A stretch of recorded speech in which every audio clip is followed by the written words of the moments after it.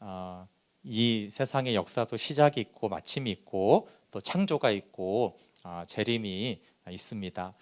늘 시작과 마침을 또 하나님께 드리고 첫 것은 하나님 거라고 했거든요. 그래서 이 시간 2022년의 첫 시간 첫 예배를 첫 것을 하나님께 드립니다. 그것은 2020년의 모든 시간 동안에 하나님이 주관하시고 인도하시고 다스려 주십시오라고 우리가 그렇게 이제 송구 예배 드렸고 영신 예배를 드립니다. 네, 송구 영신 예배 때 이렇게 어떤 말씀을 나눌까 하다가 출애굽기 좀 묵상한 지 좀 오래됐지만 출애굽기 29장 말씀으로 우리 매일 하나님을 만나는 상번제를 드리라라는 말씀을 함께 나누려고 합니다. 여러분 벌써 코로나 3년 차를 맞는 새해가 되었습니다. 처음에 정말 아무도 예상하지 못했던 이 전문가들조차도 이렇게 아직도 끝이 언젠지 전문가들이 모르겠다고 그러잖아요, 그렇죠? 일부 기관에서는 뭐 3년 갈 거다, 5년 갈 거다 이렇게 말하는데 정말 아까도 기도했지만 그냥 이 감기 발에서 변형된 이 코로나 때문에 이렇게 이 놀라운 과학 시대 때 그렇지 않습니까? 지금 우주로 가는 이 최첨단 시기에 어찌할지 모르는 인생의 연약함들을 또 하나님 돌아보게 하셨습니다. 근데도 영적으로 우리가 건강하기 위해서 건강을 위한 필수 영양소가 있잖아요. 탄수화물, 단백질, 지발, 비타민, 아미노산 이런 것들이 있듯이 영적 건강에도 필수 요소가 있어요.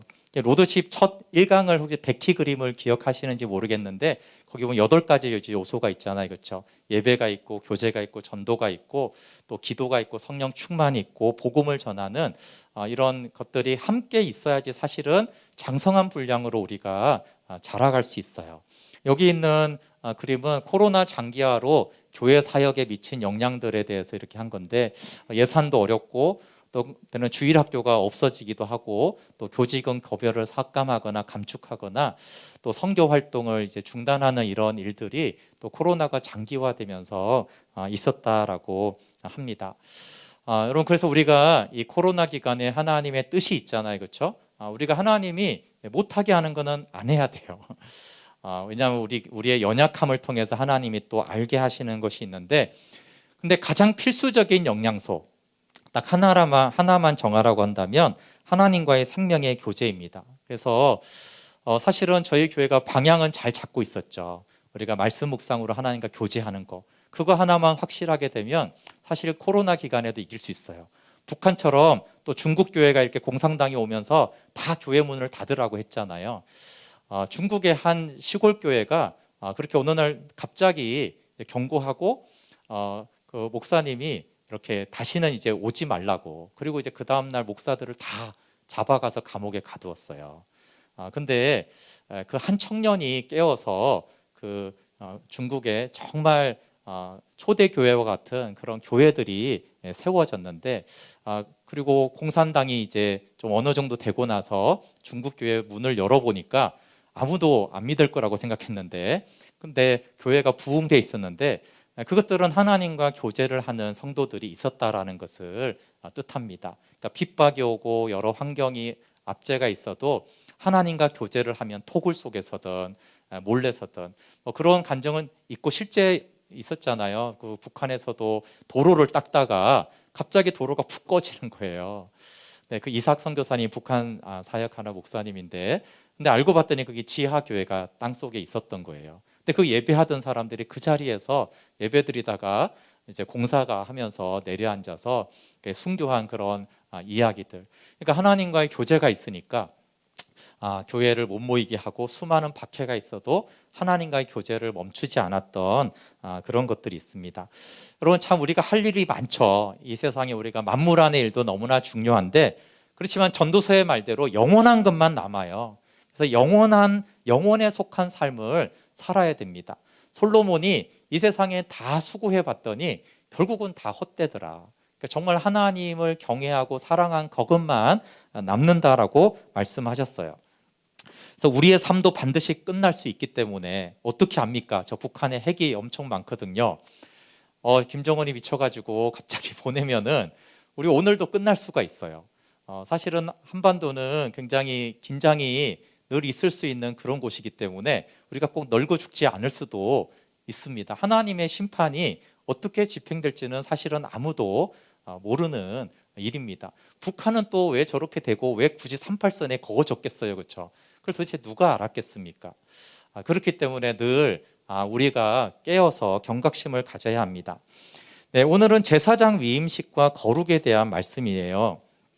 제사장 위임식의 목적은 이제 거룩하게 하는 것인데, 출애굽기 29장 44절을 한번 볼게요. 44절 보면 내가 그 회막과 제단을 거룩하게 하며 아론과 그의 아들들도 거룩하게 하여 내게 제사장 직분을 행하게 해서, 그래서 거룩하게 해서 제사장 직분을 행하게 한다라고 하는데, 김은서 목사님이 그런 말씀을 하더라고요. 거룩이 능력이다.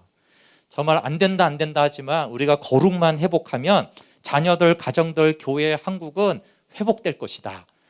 어떤 은사보다, 실력보다, 성공하는 것보다 거룩한 것이 진짜 능력이다라고 하는데, 정말 성경을 보면 그래요. 거룩하게 하여 하나님을 섬기기 때문에 사실 거룩이 가장 큰 능력이죠. 그런데 거룩하게 되는 방법이 이 위임식에 두 가지가 나옵니다. 하나는 속죄제를 드리고 성령을 이렇게 기름을 부음으로 거룩하게 하라. 네, 이것은 오늘날 십자가를 통하고 또 십자가의 은혜와 성령으로 우리가 거룩하게 된다는 것을 말해요. 두 번째는 거룩한 하나님과의 만남을 통해서 거룩해집니다. 그래서 제단을 거룩하게 하고 이 거룩해진 제단과 접촉되는 것은 다 거룩하다 이렇게 말했어요. 그러니까 거룩하신 하나님과 접촉하는 것, 즉 접촉으로 하나님을 만난다, 하나님과 교제한다, 하나님을 예배한다 이렇게 말하는데, 하나님을 만나면 우리는 거룩해집니다. 이것을 전도로 우리가 적용을 하게 되면 우리가 믿지 않는 가족들과 믿지 않는 친구들과 직장을 어떻게 전도할 거냐라고 했을 때 우리가 하나님을 만나고 거룩해져서 나가면 그것이 거룩해져요. 근데 거룩해지면은 사람들 안에 마음이 열리는 역사가 일어나고 또 혼미하게 하는 영들이 역사하지 못하거든요. 근데 이제 거룩이 없으니까 복음을 못 믿도록 하잖아요. 그것이 가족이든 친구든 아무리 복음을 전하려고 해도 이게 문이 열려지지 않는 것은 그거 안에 거룩함이 회복되지 않기 때문이죠. 그래서 이 거룩은 하나님과 우리와의 교제도 중요하지만 또 우리가 교회에서 세상에서 전도하고 복음을 전하는 데도 아주 중요합니다.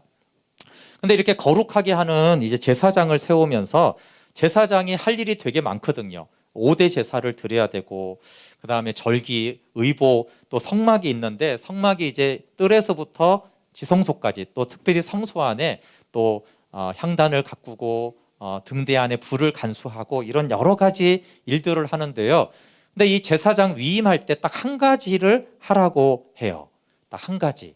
그러니까 사실 목사 안수식에서도 이렇게 여러 의식이 있고, 그 다음에 이제 목사들이 해야 될 거 권면하는 거가 있는데, 그때 딱 한 가지. 근데 하나님이 한 가지만 너는 해야 된다. 이제 돌아가면 할 일이 많지만 딱 한 가지만 잘하라고 부탁하는 말씀이 오늘 출애굽기 29장에 나옵니다. 그래서 가장 중요한 것, 최우선순위를 성경에서는 원띵이라고도 하거든요. 그래서 다윗이 한 가지를 구하는 게 영어로 원띵이잖아요, 그렇죠? 하나님, 나는 단 한 가지를 구하는데 주의 아름다움을 바라보는 것입니다. 또 이제 마리아가 이렇게 예수님 말씀 듣고 있으니까 마르다가 불평하니까 예수님이 마르다야, 딱 한 가지만 필요하다 이렇게 말씀하셨어요. 그러니까 딱 한 가지라는 것은 최우선순위, 무조건 해야 되는 거, 다른 건 몰라도 이거 하나는 꼭 해야 돼라는 것을 이제 원띵이라고 하는데, 이제 제사장들에게 너 이제 제사장 됐으니까 제사장으로서 반드시 해야 되는 거, 제사장으로 딱 한 가지는 해야 되는데 그 원띵을 네가 해야 돼. 이것을 제사장으로 딱 임직하고 제사장으로 딱 세워주는 그날에 딱 한 가지 메시지를 29장에서 하고 있어요. 그게 뭘까요?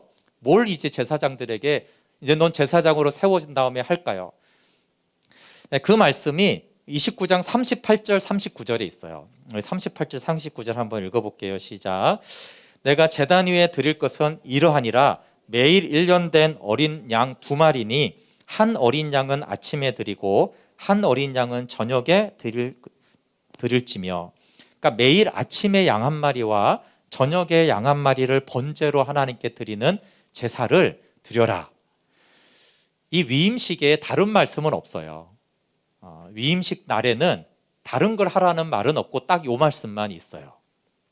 근데 이것을 이름을 상번제라고 합니다. 매일 드리는 제사자로 상번제라고 하는데, 상번제는 사실 사람들에게 가장 잘 알려지지 않은 제사예요. 예를 들면 중복도 되지만 5대 제사가 있죠.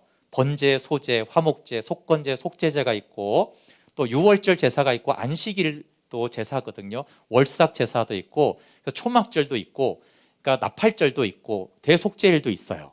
그러니까 이런 많은 제사의 이름 중에서 가장 잘 안 알려진 제사가 상번제예요. 왜냐하면 상번제가 특별하지 않거든요. 아침에 양 한 마리, 저녁에 양 한 마리 이렇게 되는 거예요. 근데 제가 청년 때 혼자 이렇게 성경 공부를 하고 있는데, 레위기를 이렇게 공부를 하면서 그 성경 밑에 이렇게 표가 나와 있었어요. 근데 그 표를 보고 제가 깜짝 놀랐어요. 왜냐하면 거기에 상번제와 제사에 대한 표가 있었는데, 근데 예를 들면은 유월절 때는 정해지지는 않았지만 절기, 가장 중요한 절기니까 특별히 많은 이제 헌물이 드려졌단 말이에요. 그러니까 예를 들면 요시야 때는 굉장히 이제 크게 유월절을 지켰는데, 역대하 35장 7절부터 9절을 보면 요시야 왕이 양과 염소 3만 마리, 수소 3천 마리, 방백들이 양 2,600마리, 수소 300마리, 레위 지도자들이 양 5천 마리, 수소 500마리. 이걸 합치면요, 양이 약 4만 마리, 37,600마리, 수소가 3,800마리 돼서 한 4만 마리 정도를 번제로 드렸어요. 4만 마리가 말이 쉽지, 양과 소 이렇게 4만 마리 이렇게 생각해 보세요.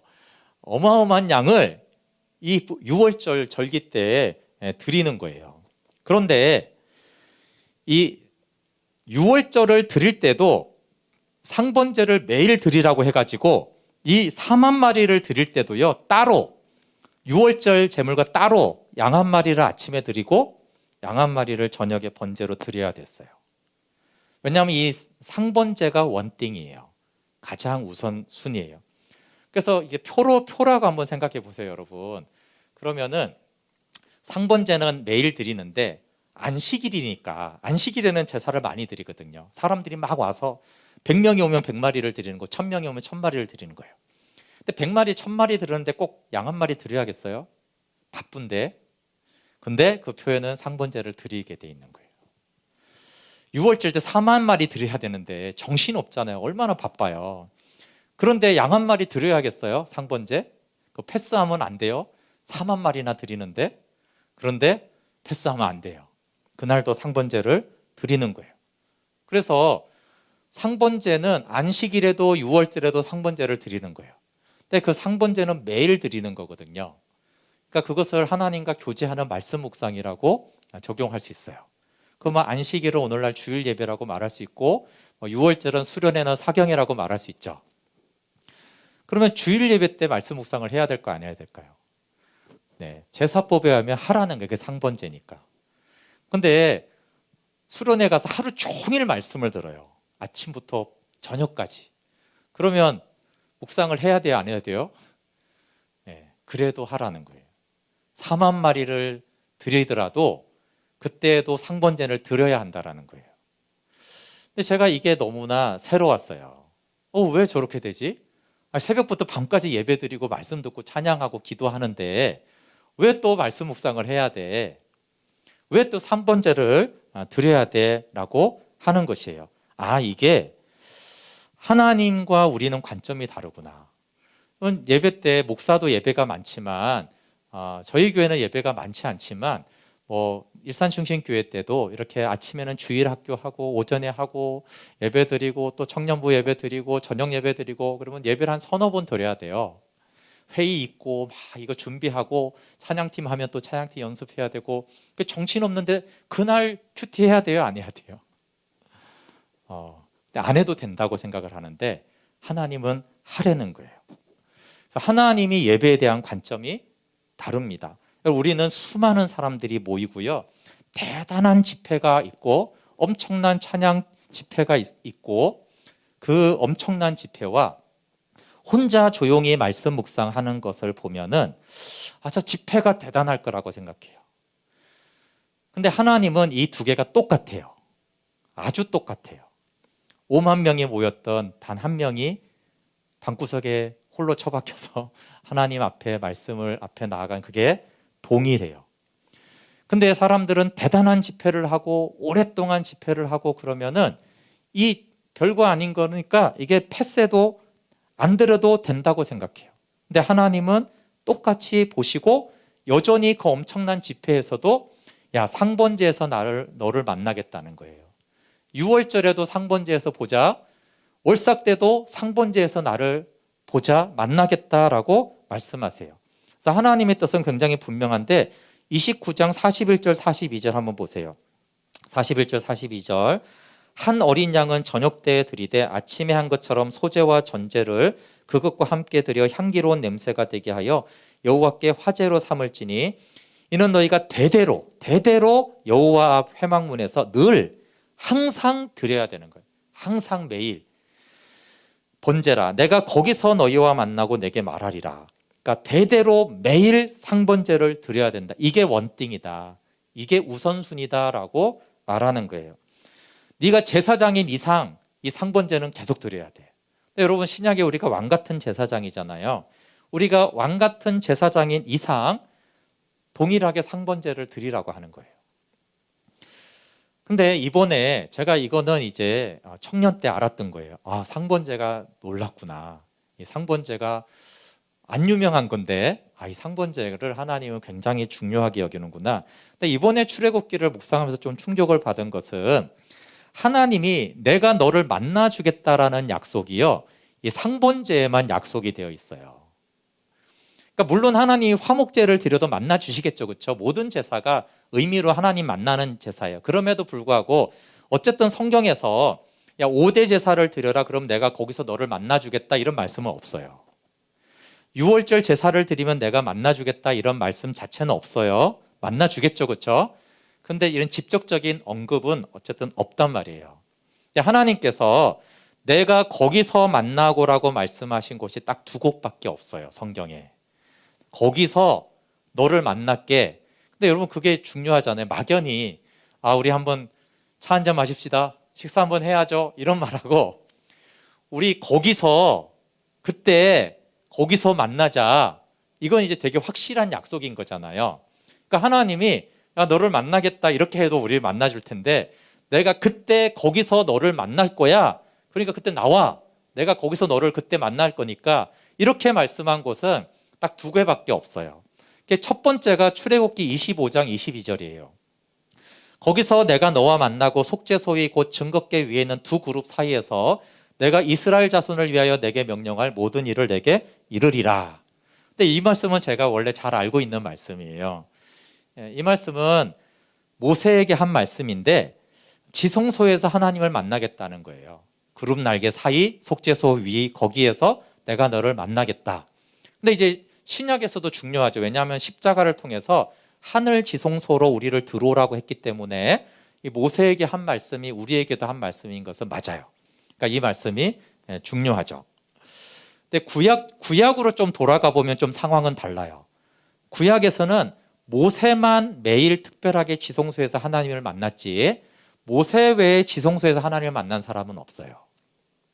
대제사장이 1년에 한 번 들어가긴 했는데 그날 하나님과 교제하는 건 아니고 죄사함의 선포의 말씀을 듣기 위해서 들어간 거예요. 그러니까 모세하고는 좀 다른 목적으로 대제사장이 1년에 한 번 들어간 거예요. 그러니까 구약의 관점에서 봤을 때는 지성소에서 내가 너하고 만나겠다라는 건 모세만 해당이 되지 특별히 이스라엘 백성들은 해당 사항이 안 돼요.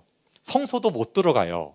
뜰까지밖에 백성들은 못 들어가거든요. 그러니까 이 말씀은 엄밀하게 따지면 모세에게 해당되는 말씀이지 나머지 백성들은 우리엔 해당 안 돼. 모세니까 저렇게 하나님을 만나는 거지. 그래서 아시겠지만 모세가 들어가면 이스라엘 백성이 다 섰거든요. 모세가 하나님 만나러 가네. 그렇게 이제 구약에서는 하나님을 만났어요. 그리고 이제 우리에게 문제는 뭐냐 하면 사실 모세를 향한 말씀이 우리를 향한 말씀이긴 한데 왕 같은 제사장이니까. 근데 문제는 뭐냐 하면요, 나의 영적 수준은 모세 수준인가 백성들 수준인가 하는 거예요. 내가 모세 수준이면 거기서 하나님을 만나죠. 근데 좀 이렇게 가슴에 손을 얹고 생각하면 내가 모세 같지는 않잖아요. 하나님 모세를 특별히 만나 주셨는데 나도 그렇게 특별히 만나 주실까? 성막을 여러분 혹시 공부하시면 예배와 삶에서 제가 했는데 뜰이 있고 성소가 있고 지성소가 있는데 이 신앙의 수준이 달라요. 그래서 내가 지성소까지 들어가는 예배를 드린다고 했을 때 사실 우리가 똑같이 예배하지만 지성소로 들어가는 예배를 다 하는 게 아니에요. 그래서 이사야에도 너희가 마당만 밟고 가느냐? 너희는 성소로 안 들어왔다 이 말이에요. 다 예배하러 왔지만. 그러니까 마당만 밟고 돌아가는 사람들이 사실은 대부분이죠. 그 믿음과 복음과 영성이 순종이 있어야 되는 것이에요. 그런데 상번제가 놀라운 건 뭐냐면 상번제는 모세가 이건 대제사장이지만 어쨌든 이렇게 지성소에서 만나는 거예요. 근데 상번제는 뜰에서 드려진 거예요. 그러니까 번제단에서 드려지니까. 근데 하나님께서 두 번이나 뜰에서 그 바로 앞에 그 문 앞에서 내가 너와 만나겠다는 거예요.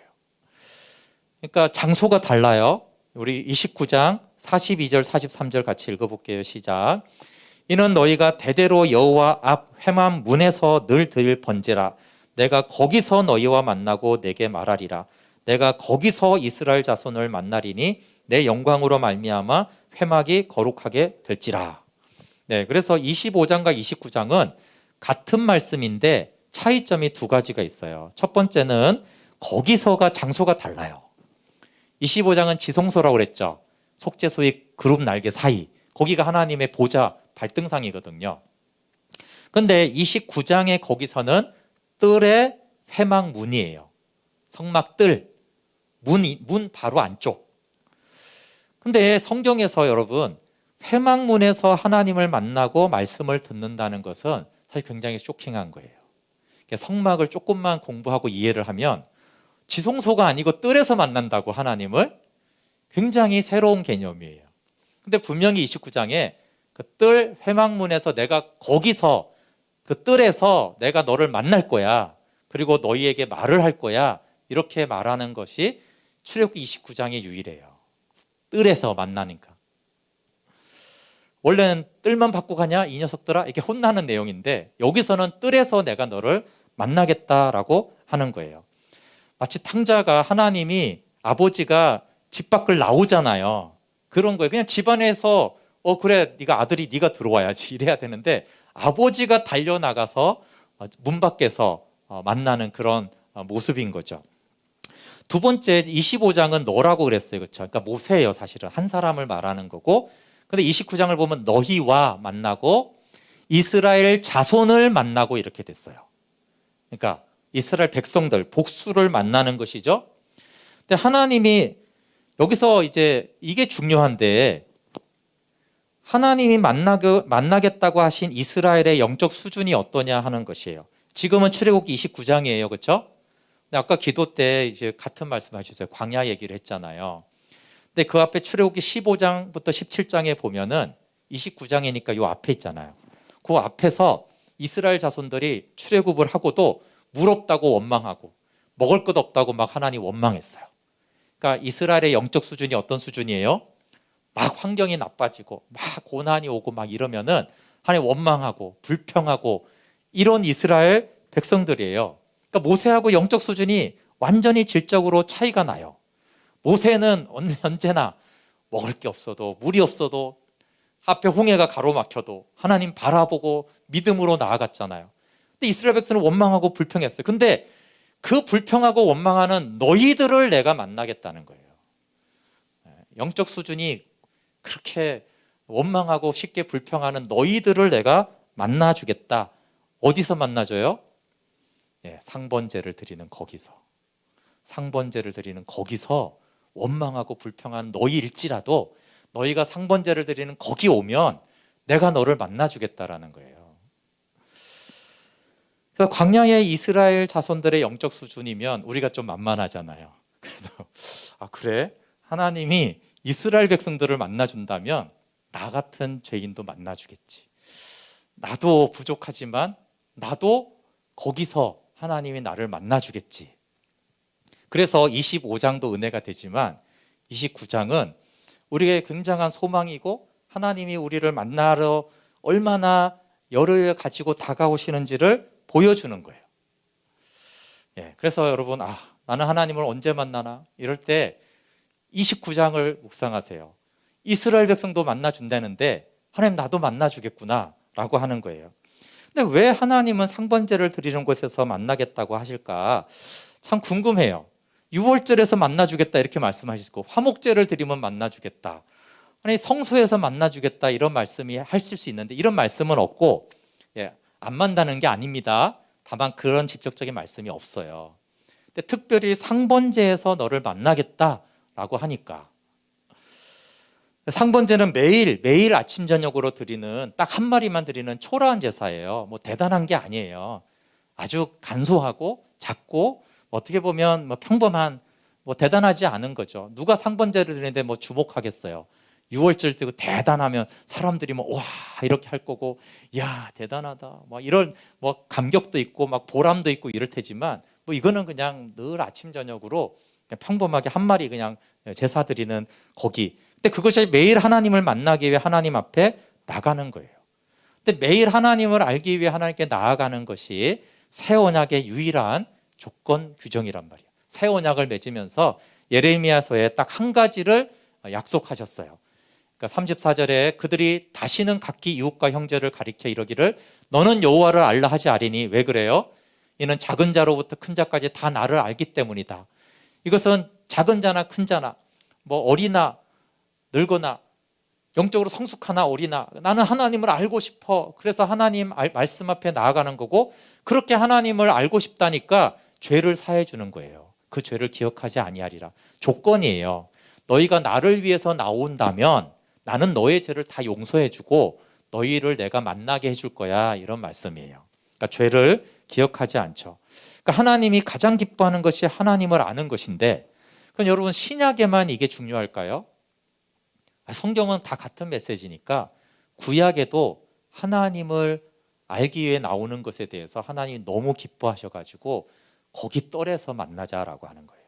거기 똘에서 만나자.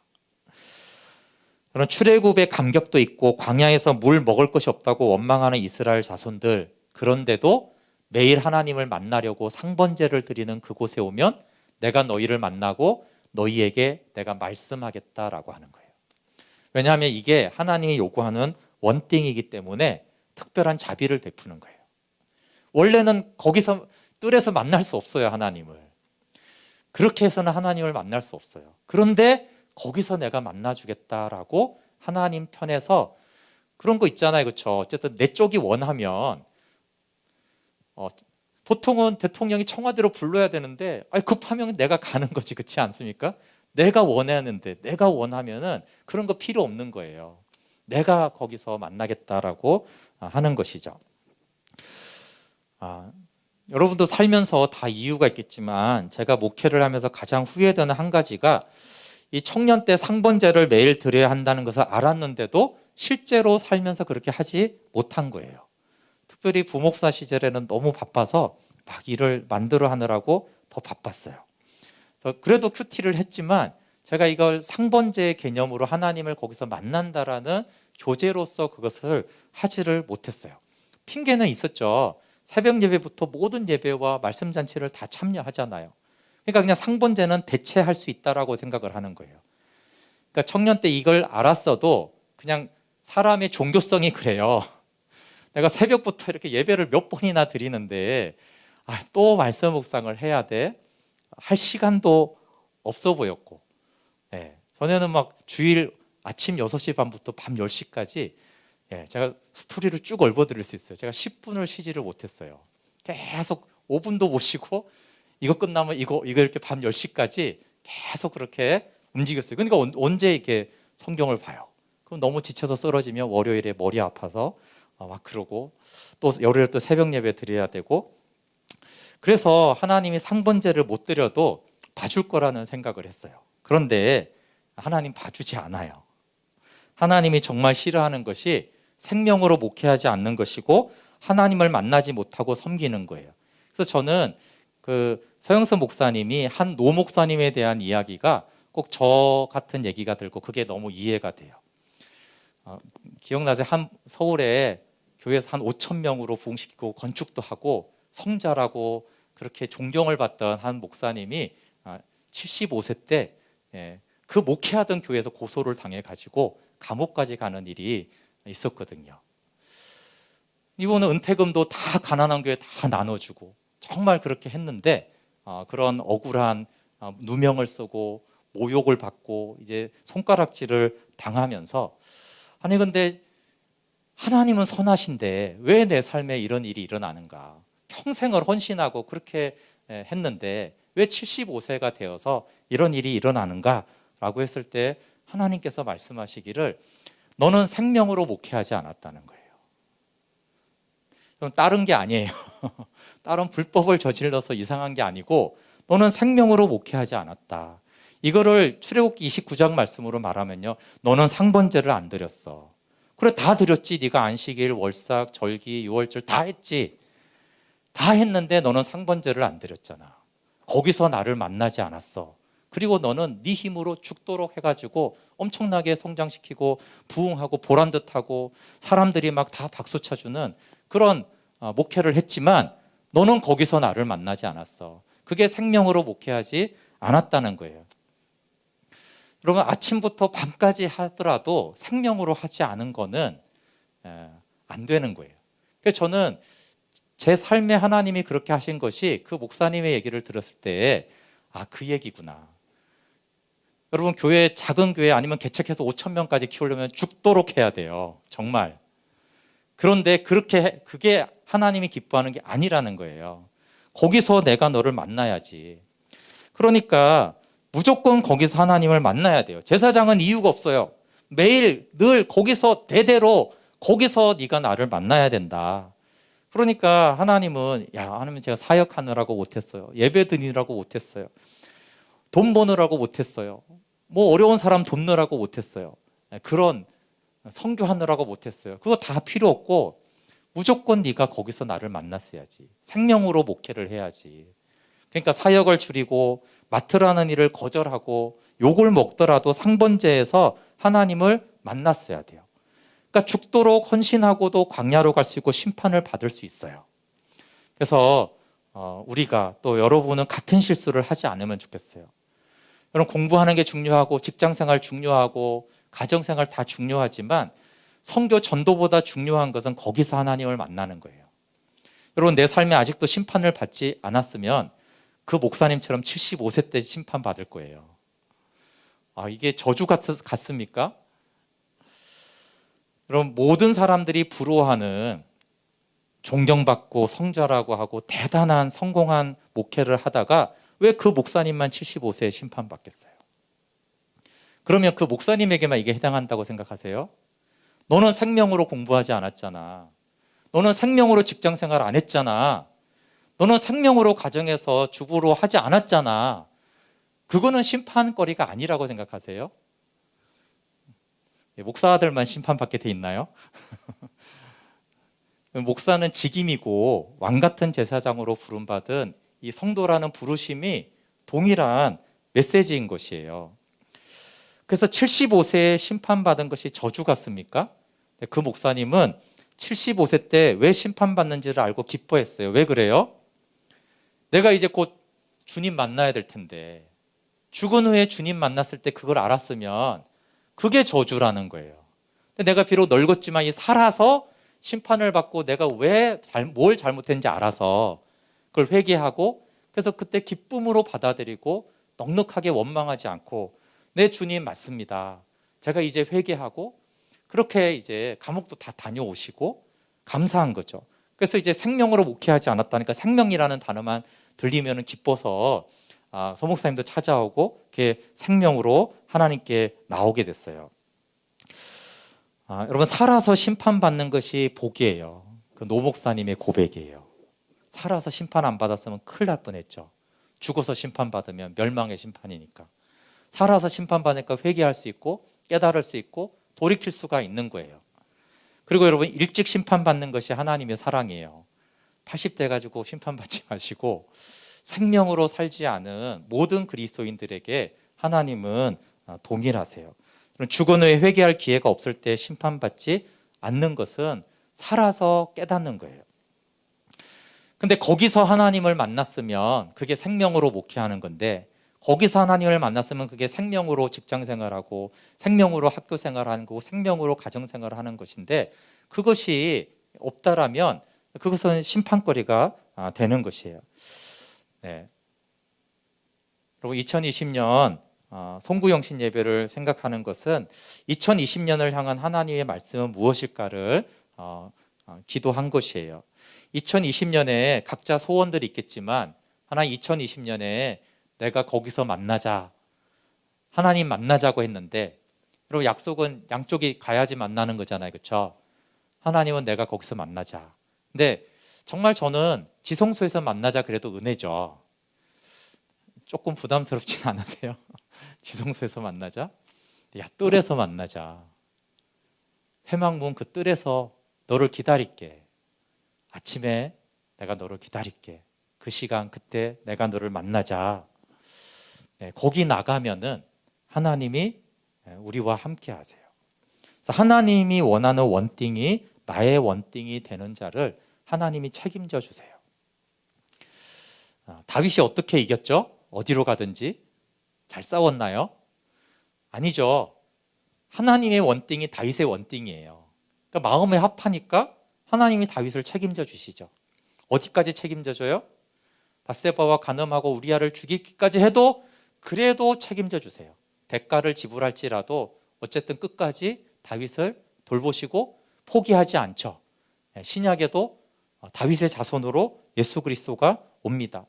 그럼 내가 원하는 것이 공부고 연애고 결혼이고 취업이고 돈이고 나는 집 사야 돼, 땅 사야 돼, 그러면은 하나님 뭐 막지는 않으세요. 네가 알아서 해라. 네가 알아서 해. 네가 한다며. 근데 나하고는 별로 상관이 없구나. 여러분, 내 삶이 왜 이렇게 힘들고 왜 광야가 안 끝날까요? 이유는 많죠.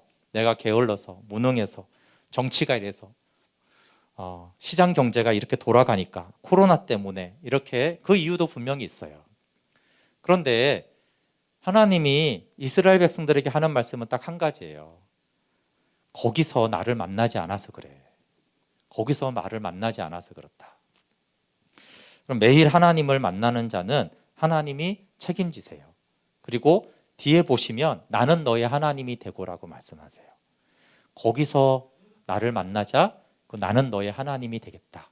언약의 하나님이 되겠다는 거죠. 언약은 내가 너를 돌봐주겠다는 책임이 다 들어가 있는 하나님의 말씀이에요. 거기서 너를 만나겠다. 그래서 제가 25장의 모세 얘기는 옛날부터 잘 알던 말씀인데, 문에서 나를 만나자 그러니까 또 상번제에서 나를 만나자라고 하니까, 그래서 아까 말한 안식일과 월삭과 유월절, 초막절을 제사에 비하면요, 이 상번제는 좀 초라해요. 만약에 우리가 말한다면 초라한 말씀 묵상이죠. 성경도 잘 모르고 아침에 뭐 바빠 죽겠는데 그냥 이렇게 급하게 하는 거예요. 그러니까 뭐 주해도 대단하지 않고 뭐 깨달음도 엄청나지 않은 걸 말하는 거예요. 근데 6월절은 막 놀라운 하늘의 말씀이 임하고, 야, 성경이 막 성령이 막 부어지고 사람들이 막 다 뒤집어지고, 이런 6월절 제사가 있고, 상번제는 그런 게 없어요. 근데 하나님은 거기서 너를 만나겠다고 한 거예요. 이게 하나님의 기준과 우리의 기준이 정말 달라요. 우리는 막 어떤 대단한 데 있으면 막 가려고 막 난리를 치잖아요. 근데 하나님은 골방에서 기도하는, 신약에서는 골방에서 아무도 모르게 기도하라고 했잖아요. 그게 무슨 대단한 기도이면 다 알겠죠. 왜 몰라요? 아무도 모른다는 거는 그냥 사람이 보기에는 별거 아니다 이 말이에요. 근데 하나님은 내가 거기서 너를 만나고 너에게 응답하고 내가 그 초라한 그 말씀 묵상에 거기서 나는 너를 만나주겠다라고 했어요. 마지막으로 우리 1월에 우리 복음생명 캠프가 있는데, 이스라엘 백성과 같은 영적 수준의 사람들이 거기서 하나님을 만나는 여정이 시작되면 좋겠어요. 이게 오늘 송구영 씨 말씀의 주제예요. 이스라엘 백성과 같은 영적 수준의 사람들이 거기서 하나님을 만나는 거, 그 여정의 시작. 모세와 같은 사람들은 이미 만나고 있기 때문에 괜찮아요. 모세와 같은 사람들은 지성소에서 하나님을 만나니까 괜찮아요. 그리고 그건 다 알아요. 워낙 특별하기 때문에, 워낙 대단하기 때문에 모세가 하나님 만나는 건요, 온 이스라엘 사람들이 다 알았어요. 네. 또 얼굴이 빛날 때도 다 알았고. 근데 물 없으면 힘들고 짜증나고, 내일에 노후 어떡하지? 뭐 다음 어떡하지? 난 다음에 어떻게 살지? 이러면 좀 짜증나고 이렇게 막 실망하고 그런 사람들. 근데 하나님의 살아계심은 믿고. 근데 그런 이스라엘의 영적인 수준의 사람들에게 내가 거기서 이스라엘 자손들을 만나주겠다, 이 말씀이 저는 묵상하면서 너무 큰 은혜가 됐어요. 소망이 있구나. 우리도 하나님 만나주는구나. 그리고 뭐 대단한 거 하라면 또 힘들잖아요. 4만 마리 드려, 그럼 내가 만나줄게. 이런 또 부담되잖아요. 막 서목사님처럼 막 3시간씩 묵상해야 되고 그러면 또 자신이 없잖아요, 우리는. 한 마리 드려. 한 마리만 드려라. 근데 매일 드려야 돼. 우선순위로 드려야 돼. 그러면 괜찮아. 아무도 알아주지 않는 그 한 마리의 제사에 나는 거기서 너를 만나주겠다. 네. 오늘날로 말하면 심지어 정말 바쁘고 못하겠는 딱 한 절이라도 괜찮아. 네가 딱 한 절이라도 붙잡고 거기서 무릎 꿇고 나를 정말 만나고 싶고 나를 알고 싶고, 너 나 없인 아무것도 할 수 없어. 나는 주님이 필요합니다. 주님이 전부여야 돼요. 그렇게 간절히 나오면은 내가 거기서 너를 만나주겠다니까. 너 대단한 믿음, 뭐 막 사람들이 알아주는 엄청난 그런 헌신 그런 거 안 해도 내가 거기서 너를 만나주겠다라는 이 말씀을, 우리 2020년 이제 새해인데 이 말씀을 꼭 붙잡고 우리가 나아가면 좋겠어요. 여러분, 근데 이것이 쉬우면서도 쉽지 않아요. 근데 이거 못 지켜가지고 이스라엘 백성들이 엄청 광야에서 고생하는 거 아세요? 이 상번제, 거기서 만나겠다고 하는 거. 지성소에서 만나겠다고 그러면 그거 못하는 게 이해되는데, 뜰에서 상번제에서 내가 너희들을 만나줄 거야. 근데 그거 못해가지고 광야 40년을 그렇게 힘들게 지낸 거예요. 사실 이 인생은 광야와 같은데, 거기서 하나님을 만나면 너끈히 그 광야는 풍성한 가나안이 되고 하나님의 인도하심이, 책임지심이 있을 것입니다. 우리 함께 같이 좀 기도할게요. 하나님, 그렇습니다. 모세와 같고 싶지만 사실 저의 믿음과 저의 헌신은 모세 같지 않아요. 홍해가 앞에 가르고 있으면 막 낙심이 되고, 하나님 살아계신다고 하는데도 막상 먹을 게 없으면 막 힘들어요. 그렇게 저는 며칠만 목이 말라도 믿음이 사라지는 연약한 자입니다. 그런데도 나를 거기서 만나자라고 하시니까 2020년 내가 매일 하나님 거기서 나도 하나님 만나겠습니다. 하나님 거기서 기다리신다고 했는데 나도 거기로 가겠습니다. 저를 만나주신다는 그 은혜로 나아가겠습니다. 여러분, 그렇게 하나님과 만나고 교제가 있고 내가 내 힘으로 살아가는 삶이 아니라 하나님이 책임져주는 그 삶을 광야에서 풍성하게 살아가는 은혜가 있도록 우리 같이 2022년을 위해 같이 기도하도록 하겠습니다.